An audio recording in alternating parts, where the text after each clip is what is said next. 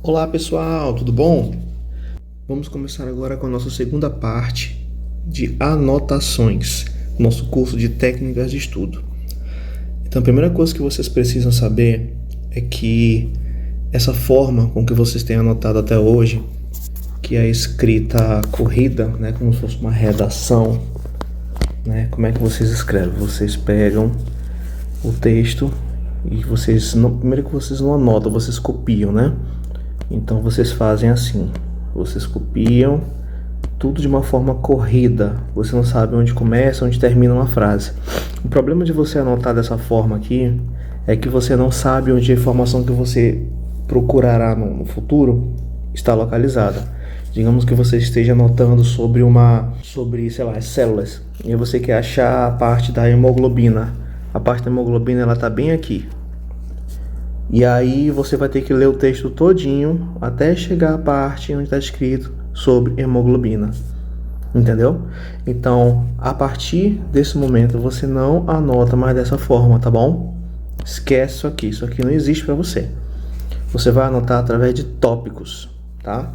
Principalmente utilizando a técnica de Cornell. Tá bom? Técnica de anotação de Cornell.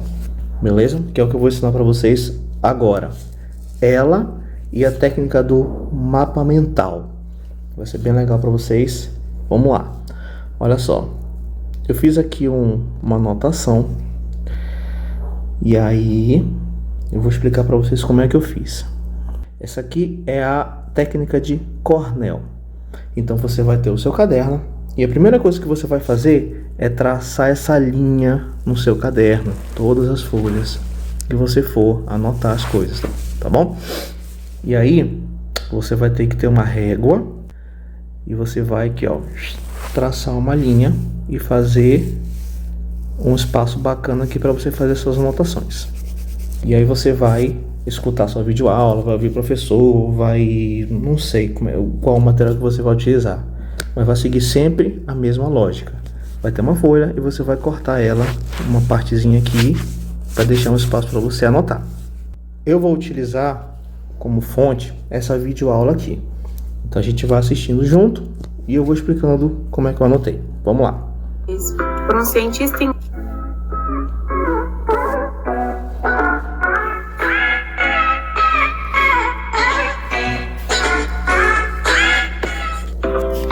Na aula de hoje, vamos aprender sobre células.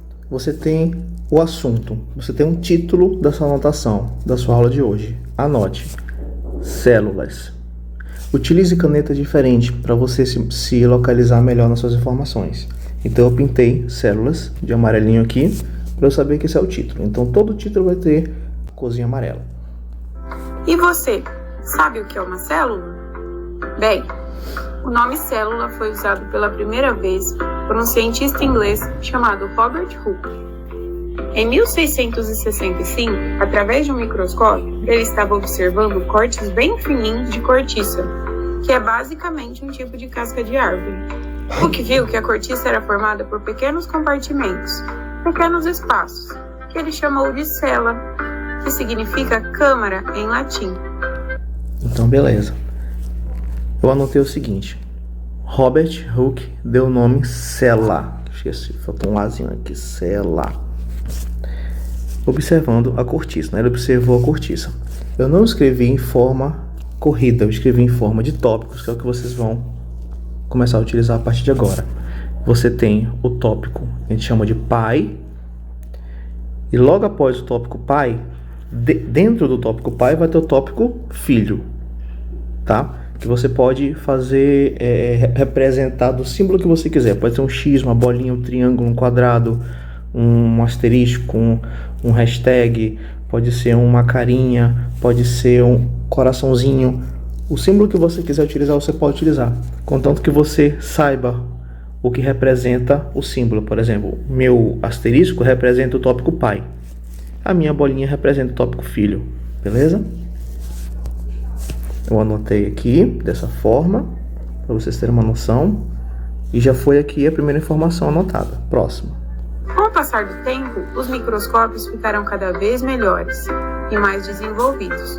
possibilitando assim novas descobertas da ciência.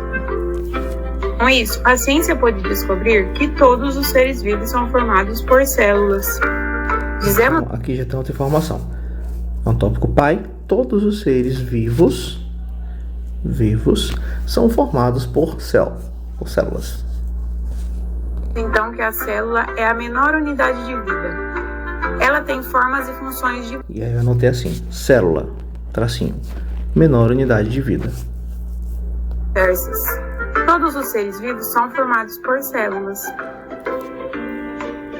Existem seres vivos que chamamos de unicelulares, que são aqueles formados por apenas uma única célula. Como exemplo, as bactérias. O corpo delas é formado apenas por uma única célula. Ela é um ser vivo unicelular. Eu fiz essa anotação aqui. Então, célula, eu puxei aqui um tópicozinho. Unicelulares, ou seja, uma célula. Exemplo, bactérias. Tá? Então, eu puxei aqui porque eu me senti mais à vontade puxando a setinha. Mas eu posso fazer duas bolinhas aqui, né? Simbolizando tópicos filhos. Então, tem dois tópicos filhos aqui e um tópico pai. Tópico pai, célula. Dentro de célula tem dois tópicos filhos, unicelulares, pluricelulares, que ela vai falar agora. E também existem organismos que são pluricelulares, que são formados por várias células. Como nós, seres humanos, possuímos mais de 50 trilhões de células. Então, mais de uma célula. A partir de mais de uma célula, chamamos de organismos pluricelulares. Exemplo, humanos. Né? Somos nós. Vamos lá. Portanto, somos seres pluricelulares. Como eu já disse, as células têm formas e funções diversas.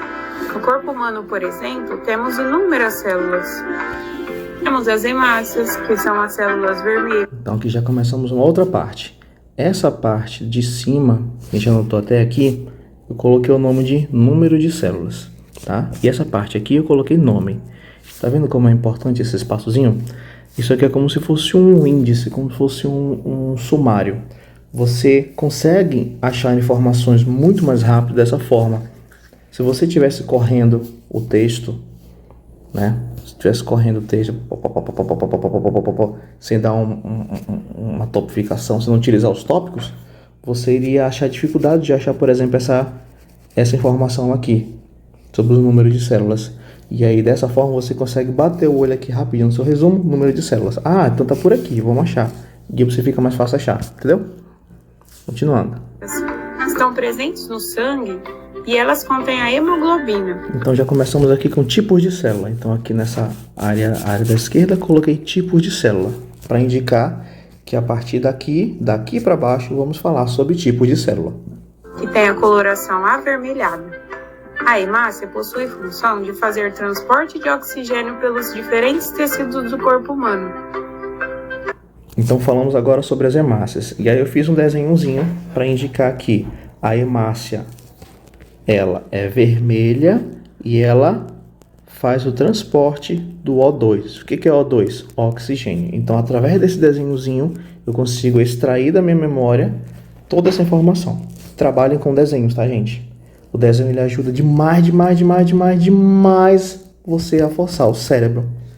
Porque você não precisa de palavras para exprimir o que você aprendeu. Você apenas com desenho você consegue acessar novamente essa informação. E é justamente forçando o nosso cérebro a acessar informações que a gente acha que perdeu que a gente consegue memorizar melhor as coisas. Então, ela falou que as hemácias, elas são células do sangue, são chamadas de hemoglobinas, que ela tem a coloração vermelha, e ela trabalha no transporte de oxigênio, dentre outros, né? Vocês só um resuminho. E aqui eu comecei a utilizar essa cor azul para indicar os tópicos sobre tipos de célula. Então, cada tipo de célula eu coloquei uma corzinha azul. Então, vamos lá.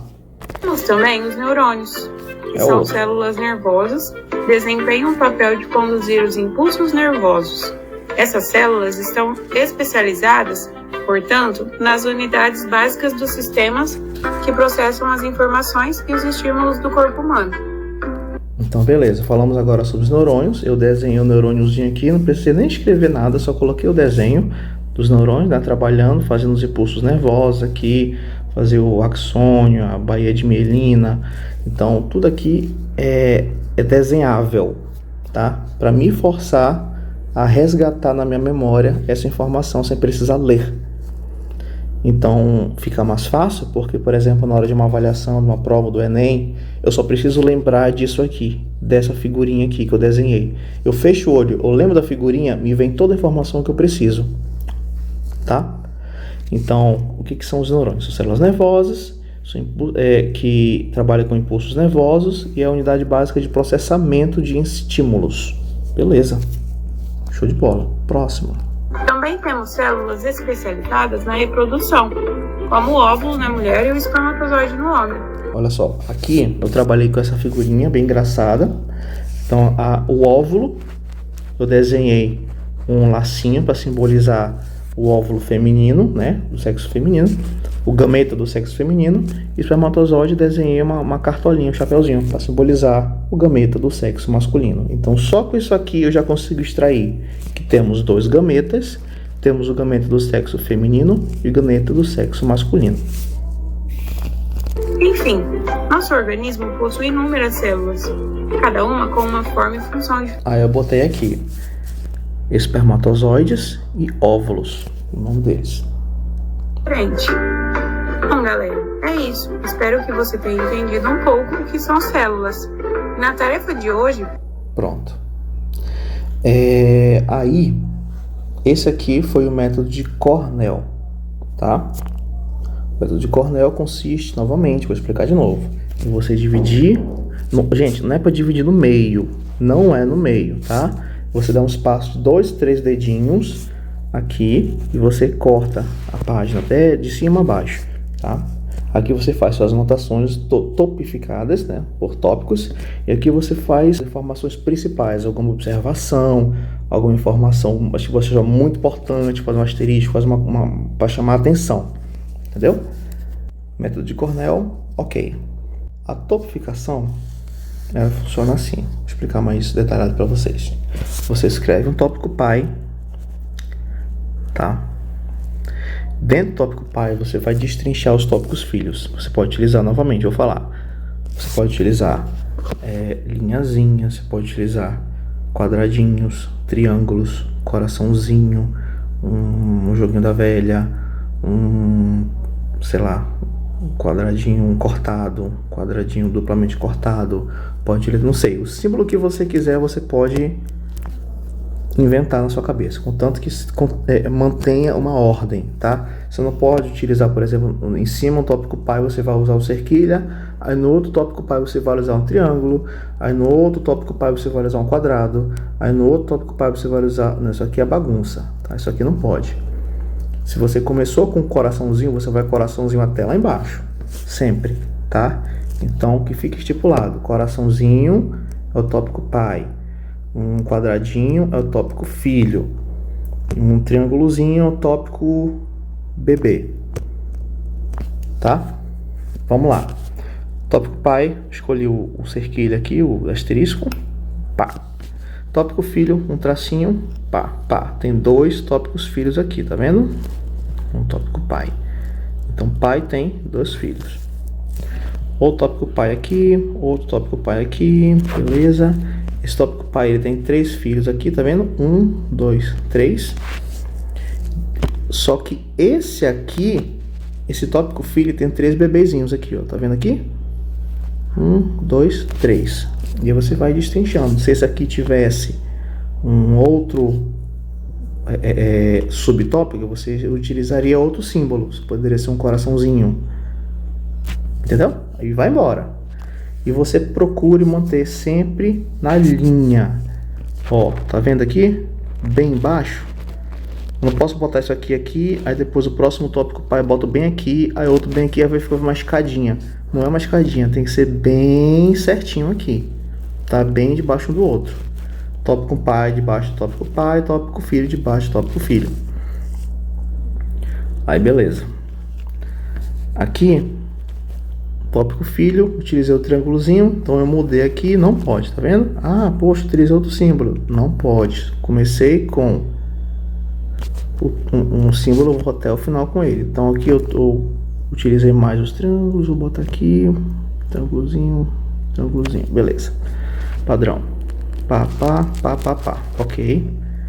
E vai embora. Tá vendo só? Dessa forma que você vai começar a anotar. Tá bom, pessoal? Uma outra forma de anotação é o mapa mental, que é isso aqui, ó. Olha só como é que foi o mapa mental dessa anotação toda que eu fiz. Trabalha com desenhos. Você precisa desenhar. Ah, eu não sei desenhar. Cara, eu também não sei. Mas eu faço do jeito que eu consigo. Tá? Do jeito que dá, eu vou fazendo. Então, eu peguei toda essa informação aqui, tudo isso aqui, e eu coloquei em forma de mapa mental. Então vamos analisar aqui.